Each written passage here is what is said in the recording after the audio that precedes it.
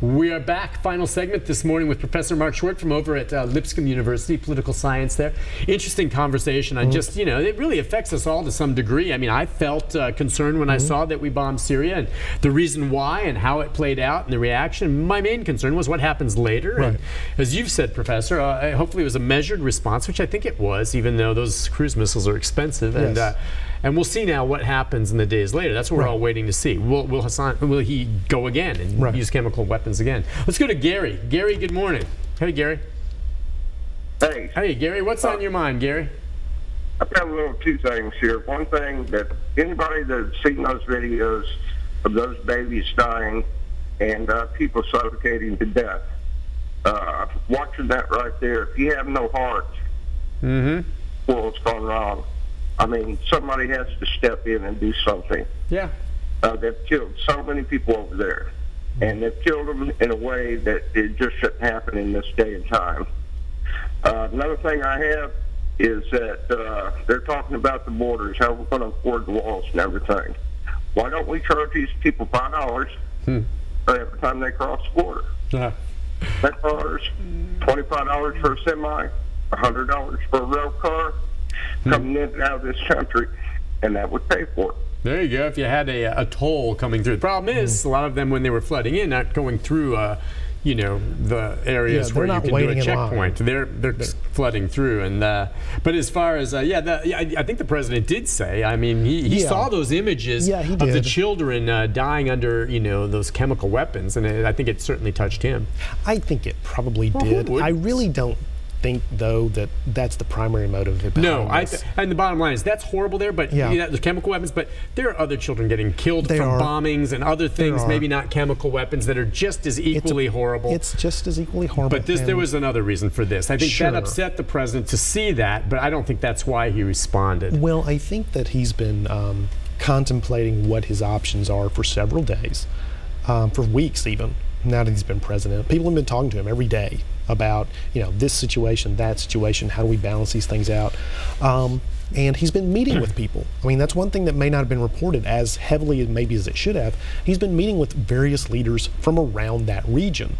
The Kingdom of Jordan, as our caller a couple of minutes ago said, he came here on that day. He was there that day as well, on last Thursday when this happened. Other leaders from that region, you know, Bibi Netanyahu from Israel has been here.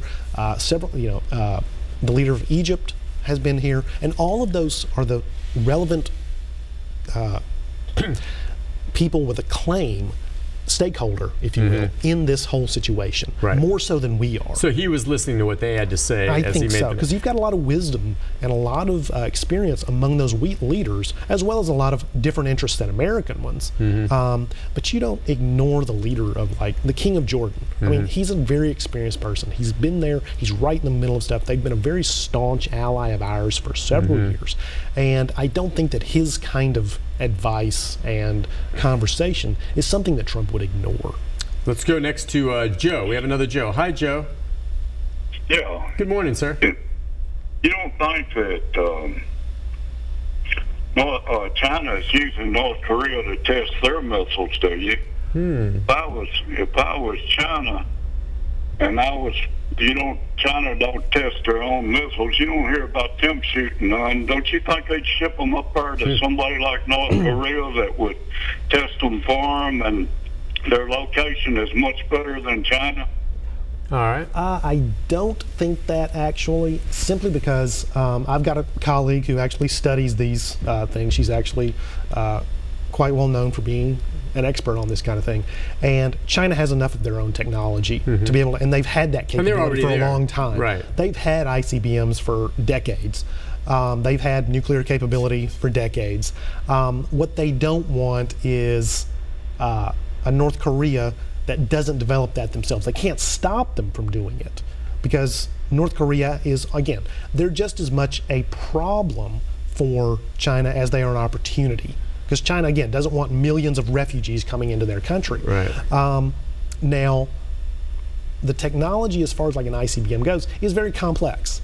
And the failures would be pretty evident if you look at what the North Koreans are using as far as their missiles go. You would be able to tell whether or not there's a similarity between what they do and what the Chinese have and what the Russians have and what the Iranians have to some extent and what we have. And because everybody has different capabilities, they have different ways of doing things. Some things can only be done one way. Other things have several solutions. So you can actually narrow it down. I mean, that's kind of like, your CSI, forensic science kind of approach to understanding these kinds of things. And those types of technology, when a missile is fired out and then lands in the ocean, the idea that we don't go there and try to recover it and then be able to open it up and see what's going on there, I think is something that we don't really talk about too much. But I think we've got plenty of information on the level of technology and sophistication of the North Korean missile capability. And does China care whether North Korea gets nuclear? Would they prefer giving their druthers? Probably not. Probably not, but I think they accept it a lot more than we do. But they're not going to help them get nuclear. I don't think so. I don't think so. They're more concerned about, well, here's the one thing. They wouldn't want North Korea to get nuclear in a way that would cause Japan to want to go nuclear. Because Japan could get that capability really quickly. And Japan is really China's, not #1 threat, but #1A after us. I see. For a long time it was mutual assured destruction, and then through all these treaties, a lot of the weapons in both the USSR then and now in the U.S. were breaking apart. Now you got North Korea bringing this back, and if they get a nuclear weapon, then you've got Japan wanting to have one so they can stand off against them. Well, don't forget Iran. And Iran is still on their path. Yeah, right. Oh, all these countries. We don't have any guarantees that they're going to abandon that. Yeah, they're just getting to the stage that we were several decades ago. Sure, but I mean, we still have several active rivalries. I mean, Pakistan and India, to a lot of people, is probably the worst situation. And they both have nuclear weapons. Yes. Yeah. What do you make of the aircraft carrier making its way there toward North Korea? I mean, I think it's another maneuver that's part of an overall picture. I don't see it as being a decisive one, but I see it as being okay, this telegraphs the intention. We are going to do something. I think it does telegraph the intention. We can if we decide to. Right. It's just, to me, there has to be within our government, probably within the CEI or NSA, profilers that have really studied very closely Kim Un-'s psychological profile and getting an idea of how he will react to different scenarios and ways like that. Don't you think? I mean, I just wonder what will push him over the edge to do something just extraordinarily stupid, or what? I don't know. That's the thing. No, and how well do we know for sure? Well, I mean, let's think about it this way. Even the most, quote, fanatical leaders of a movement or a group like, Osama bin Laden or somebody like that, never really were willing to sacrifice themselves. It was always the guys lower down on the thing, or the guys who were just kind of like, brought in to be the sacrifice. So I think that a dictator, largely, you can understand them best that they will do whatever it takes to stay in power, but that will also prevent them from doing things that might take them out of power. I mean, again, those boundaries, I don't know where they lie, and they are very much influenced by the psychology of the person themselves. But,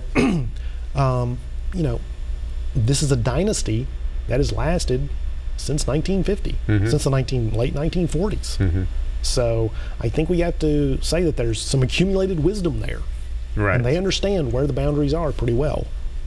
What will you be watching this next week, as we just have a couple minutes left to wrap things up with regard to the president? I mean, he's turning more to his domestic agenda now, and he's got to get on tax reform and all of that.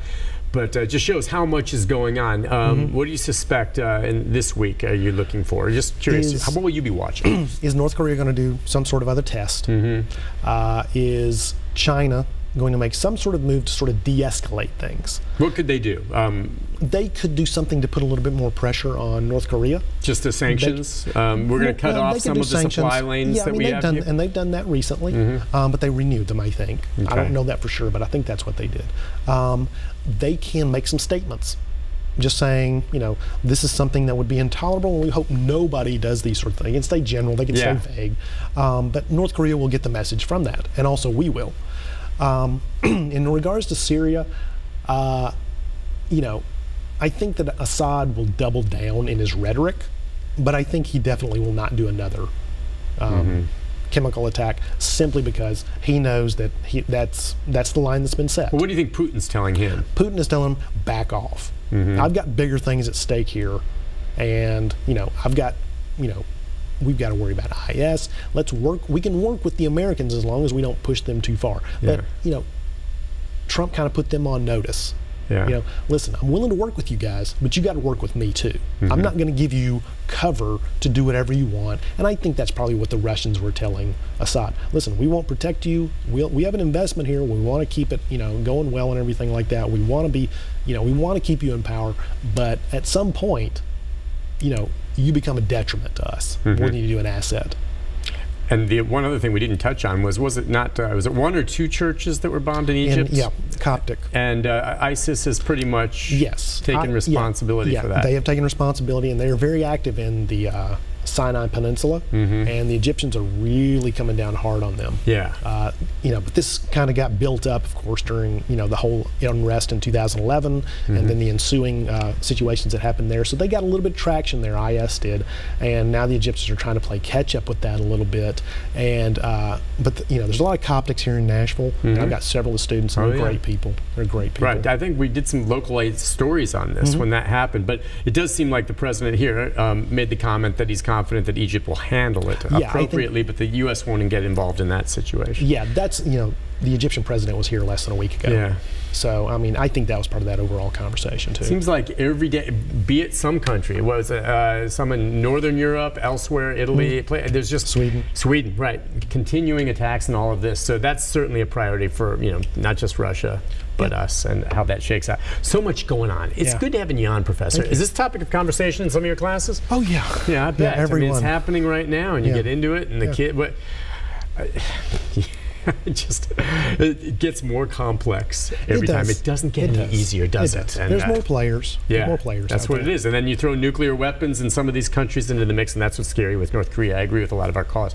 Professor Schwerdt, thanks for coming on. As always, it's a pleasure seeing you. We'll see you again. If you don't mind coming on, you're always a good guest with us, and I really appreciate it. We'll take a break. I'll be back with a programming note about tomorrow right after this, so stay with us. Thank you.